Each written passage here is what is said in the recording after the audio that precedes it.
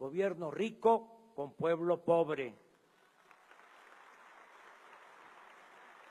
Por eso bajarán los sueldos de los altos funcionarios públicos. Ya se aprobó esa ley en este Congreso. En esta legislatura van a bajar los sueldos de los de arriba porque van a aumentar los sueldos de los de abajo. Ya no habrá servicio médico privado para los altos funcionarios públicos. Se destinaban 5,000 millones de pesos nada más para el pago de la atención de servicios médicos a los altos funcionarios públicos. Ya no habrá cajas de ahorro especial para los altos funcionarios públicos. Ya no hay, ya se aprobó esa ley. Nadie podrá viajar en aviones o helicópteros privados a expensas del dinero público. Desde el lunes próximo se pondrá en venta el avión presidencial.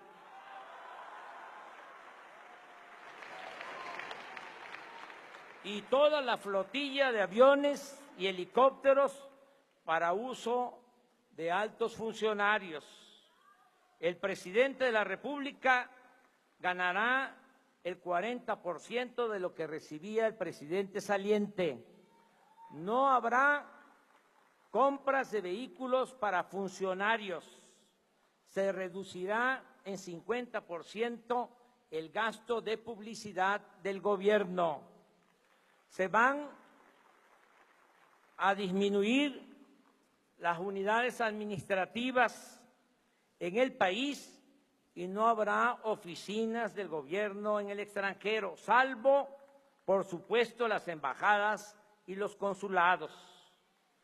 Los 8,000 elementos del Estado Mayor que se destinaban a cuidar al presidente y los 3,200 agentes de gobernación hasta ayer dedicados al espionaje pasarán a formar parte de la Guardia Nacional.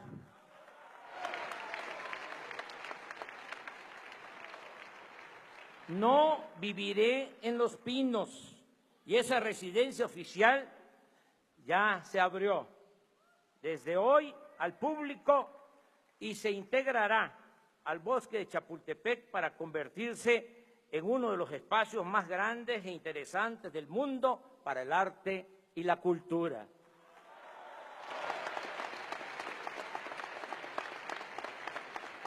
Otro cambio importante será el de la creación de la Guardia Nacional si lo autoriza el pueblo y el Poder Legislativo, para enfrentar el grave problema de la inseguridad y de la violencia que padecemos. Esto significa replantear el papel de las Fuerzas Armadas ante la inoperancia de las corporaciones policiales.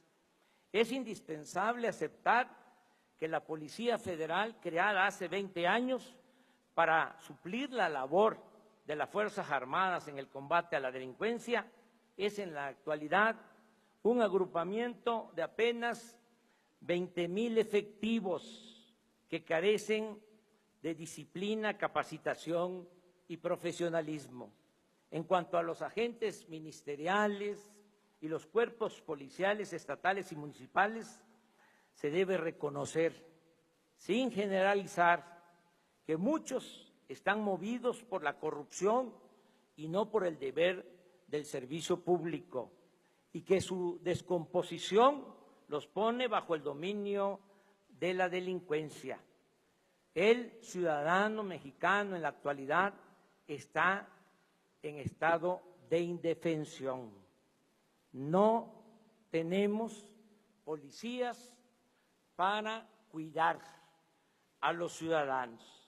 Siempre he pensado que ante el problema de la inseguridad, lo pertinente es atender las causas que originan la violencia, y así lo haremos. Pero ante la ineficiencia de las corporaciones policiales y el grave aumento de homicidios, robos, secuestros, feminicidios y otros crímenes, estoy solicitando al Congreso con carácter urgente la aprobación de una reforma constitucional que nos permita crear, con la integración de la Policía Militar, la Policía Naval y la Policía Federal, una Guardia Nacional para realizar funciones de seguridad pública con pleno respeto a los derechos humanos. Sé que es un tema polémico, pero tengo la obligación de expresar mi punto de vista con realismo y argumentos. Las Fuerzas Armadas están entre las mejores instituciones de México.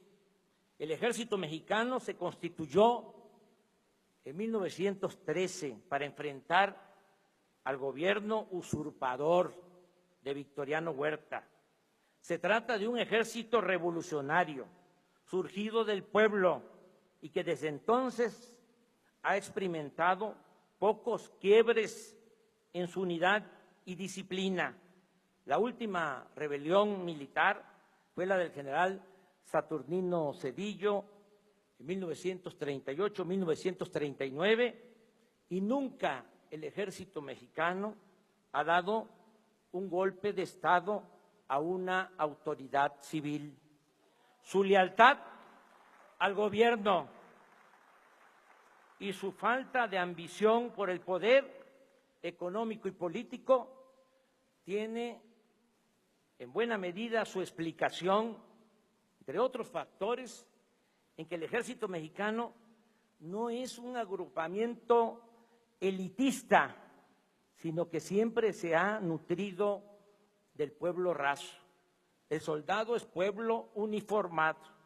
Ciertamente, no todos los militares han ostentado comportamientos intachables y tampoco debe omitirse el hecho de que el ejército ha participado en actos de represión por órdenes de autoridades civiles. Pero en nuestros institutos castrenses no se han formado minorías corrompidas, como sucede en otros ámbitos del poder, y a diferencia de lo que ocurre en otros países, en México no se sabe de militares que formen parte de la oligarquía.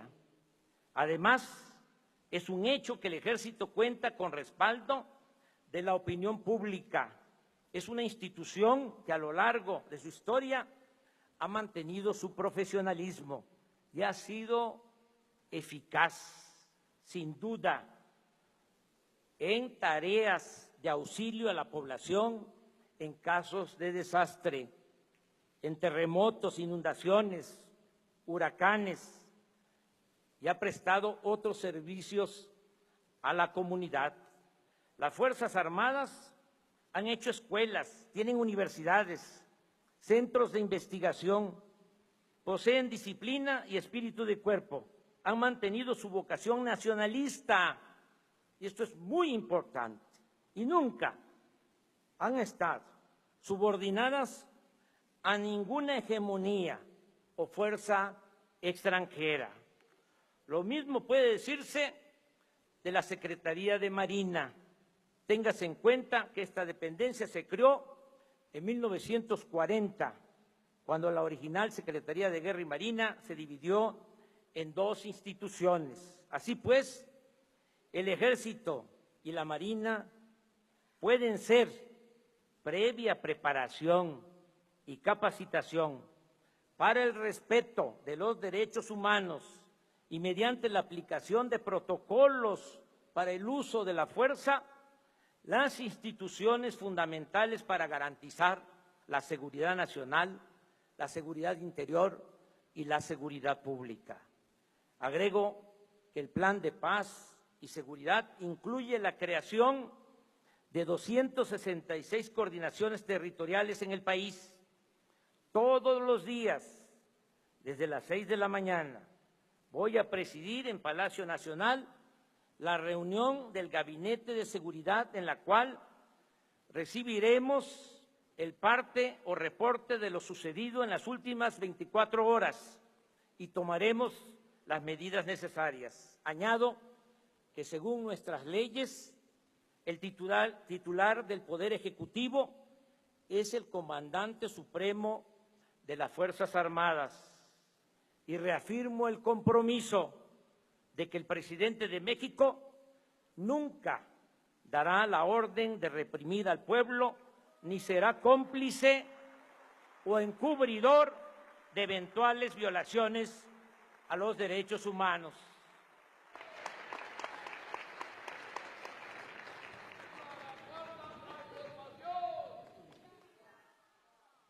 En materia de política exterior, nos apegaremos a los principios constitucionales de no intervención, autodeterminación de los pueblos, solución pacífica de las controversias y cooperación para el desarrollo. Mantendremos buenas relaciones con todos los pueblos y gobiernos del mundo. Por eso agradezco la presencia del señor Michael Pence, vicepresidente de los Estados Unidos, y de su señora esposa, Karen Pence. Y quiero destacar que desde el día 1 de julio, desde el día de mi elección, he recibido un trato respetuoso del presidente Donald Trump, a quien agradezco que en plan de amistad haya enviado a esta ceremonia a su hija Ivanka. La misma atención he recibido del primer ministro de Canadá, Justin Trudeau. Con ellos, con los dos mandatarios, con el presidente de Estados Unidos y con el primer ministro de Canadá, estoy hablando para ir más allá del Tratado de Libre Comercio de América del Norte y lograr un acuerdo de inversión entre empresas y gobiernos de las tres naciones para impulsar el desarrollo de los países centroamericanos y también del nuestro, y enfrentar de esta forma y no con medidas coercitivas el fenómeno migratorio.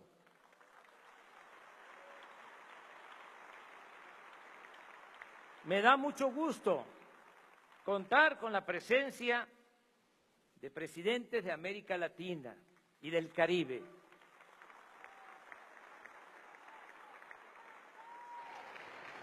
México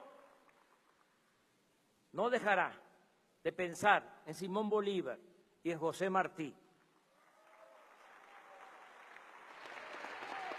quienes, junto con Benito Juárez, siguen guiando con sus ejemplos de patriotismo el camino a seguir de pueblos y de dirigentes políticos.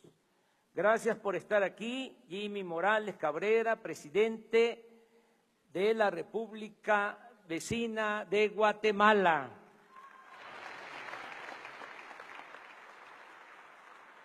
Juan Orlando Hernández Alvarado, presidente de la República de Honduras, y su señora esposa, Ana García. Oscar Samuel Ortiz Asensio, vicepresidente de la República de El Salvador.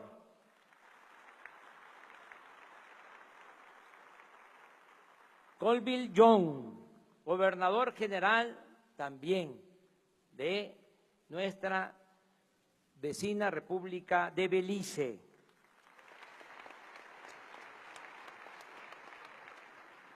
Miguel Díaz-Canel Bermúdez, presidente de los consejos de Estado y de ministros de la hermana República de Cuba.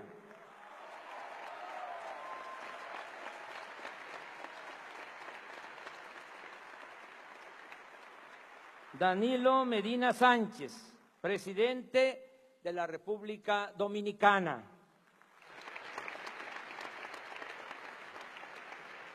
Jovenel Moïse, presidente de la República de Haití.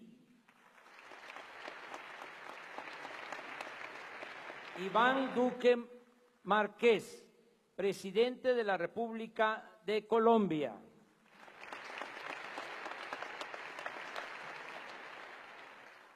Nicolás Maduro Moros, presidente de la República Bolivariana de Venezuela.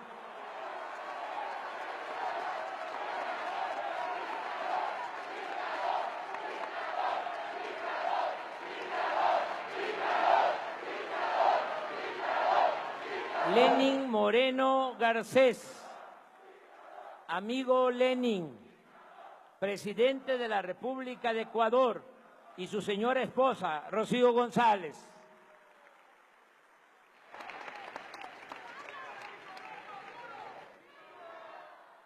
Amigo Evo Morales, presidente del Estado Plurinacional de Bolivia.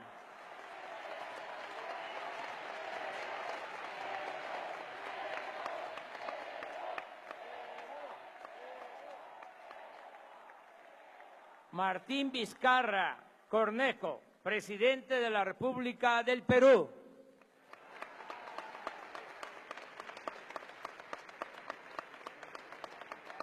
Agradezco la presencia de Julie Payet, gobernadora general de Canadá.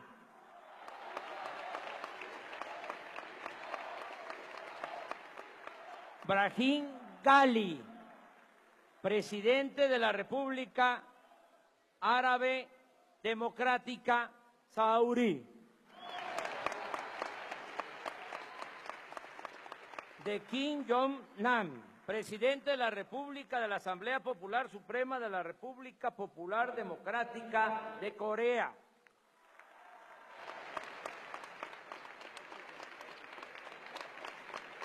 Jen Yuanyu, vicepresidenta de la Asamblea Popular China. También agradezco por los lazos de historia, de cultura que nos unen, la presencia de Felipe VI, rey de España.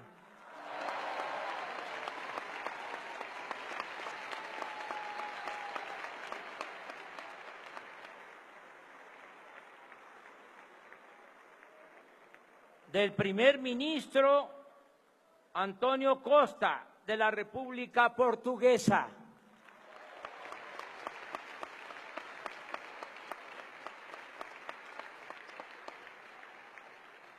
De Eugène Renard, primer ministro y ministro de Asuntos Generales de Curazao.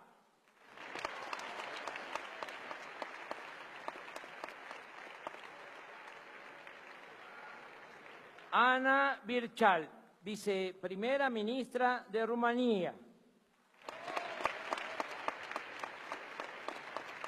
De Lucía Topalensky, vicepresidenta de la República Oriental del Uruguay. De Gabriela Michetti, vicepresidenta de la República de Argentina.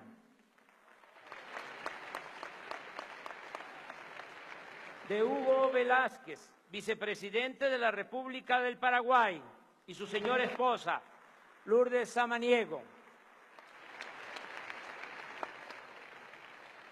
De Claudia Dobles Camargo, primera dama de la República de Costa Rica.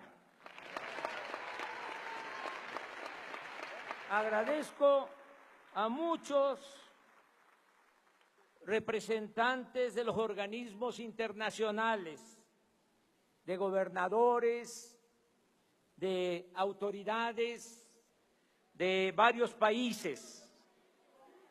Están aquí amigos entrañables como Miguel Ángel Revilla, presidente del gobierno de Cantabria,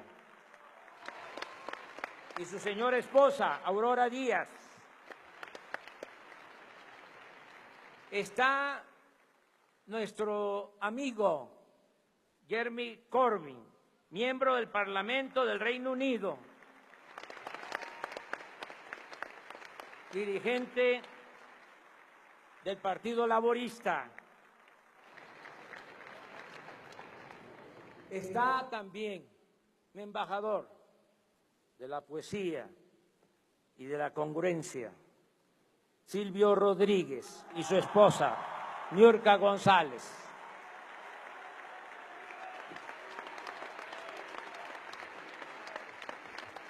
Amigas y amigos, llegué a la presidencia de la República después de muchos años de lucha personal y colectiva. Aquí recuerdo a los que iniciaron este movimiento, a los que sembraron lo que ahora nosotros estamos cosechando. Dirigentes sociales, políticos, muchos que se nos adelantaron, pero fueron los precursores de esta lucha, de este movimiento. Nunca los vamos a olvidar.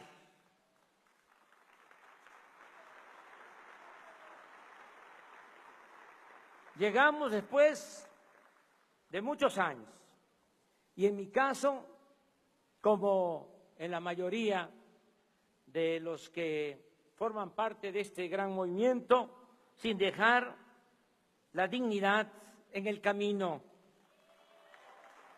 manteniendo en alto nuestros ideales, nuestros principios. En mi caso, particularmente, también en el de muchos otros, mujeres y hombres, mi honestidad, que es lo que estimo más importante en mi vida. Estoy preparado para no fallarle a mi pueblo. Ahora que venía para acá, se emparejó un joven en bicicleta y me dijo: tú no tienes derecho a fallarnos. Y ese es el compromiso que tengo con el pueblo. No tengo derecho a fallar.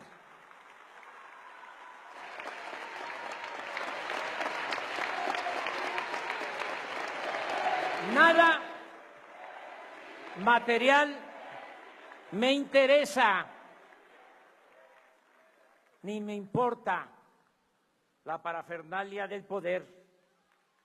Siempre he pensado que el poder debe ejercerse con sabiduría y humildad y que solo adquiere sentido y se convierte en virtud cuando se pone al servicio de los demás. Estoy consciente de la gran expectativa que existe entre los mexicanos y el desafío que significa enfrentar los grandes y graves problemas nacionales. Pero estoy optimista y creo que vamos a salir bien.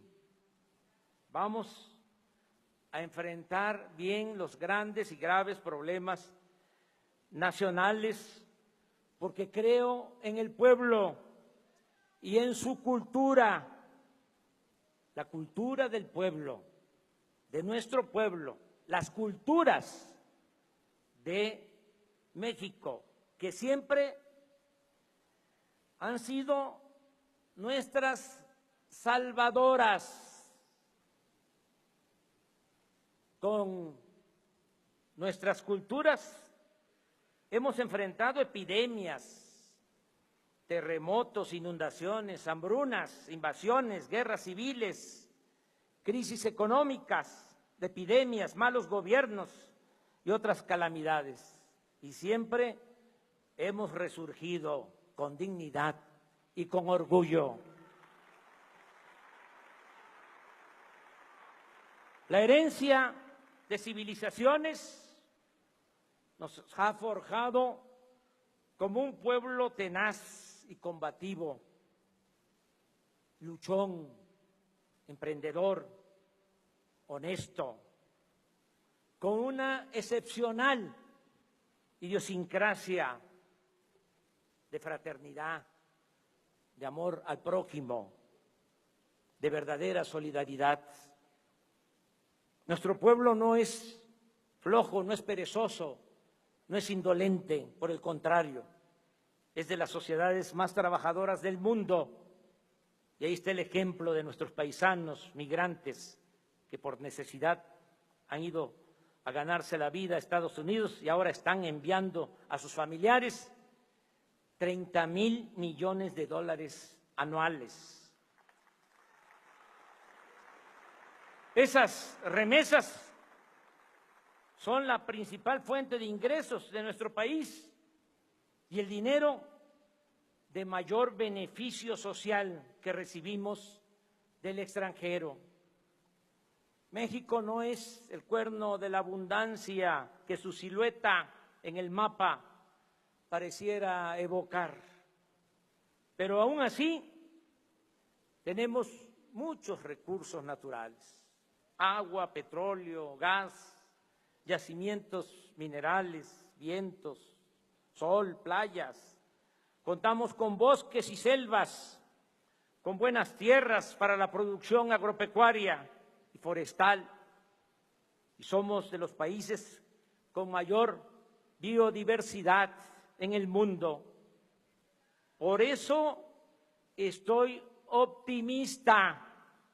Creo que ya estamos logrando, se está iniciando y ya vamos en el camino de lograr el renacimiento de México, que nos vamos a convertir en una potencia económica y sobre todo en un país modelo que habrá de demostrar al mundo que acabar con la corrupción es posible, y así lo haremos, porque de esa manera construiremos una sociedad más justa, democrática, fraterna y siempre alegre. Son 3 cosas las que necesitamos para enfrentar la crisis de México, y 2 de ellas están aseguradas de antemano. Lo reitero: un pueblo trabajador y suficientes riquezas naturales.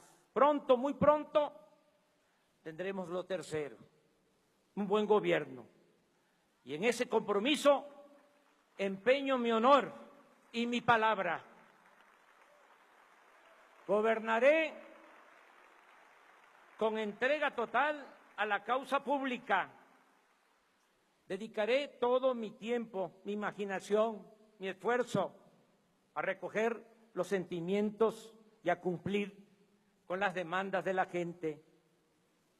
Actuaré sin odios, no le haré mal a nadie, respetaré las libertades, apostaré siempre a la reconciliación y buscaré que entre todos y por el camino de la concordia logremos la 4ª transformación de la vida pública de México.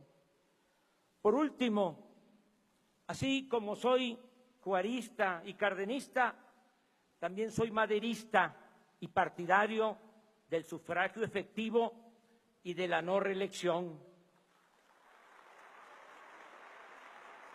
Trabajaré 16 horas diarias para dejar en 6 años muy avanzada la obra de transformación. Haré cuanto pueda para obstaculizar las regresiones en las que conservadores y corruptos estarán empeñados. Por eso aplicaremos rápido, muy rápido, los cambios políticos y sociales para que si en el futuro nuestros adversarios, que no nuestros enemigos, nos vencen, les cueste mucho trabajo dar marcha atrás a lo que ya habremos de conseguir.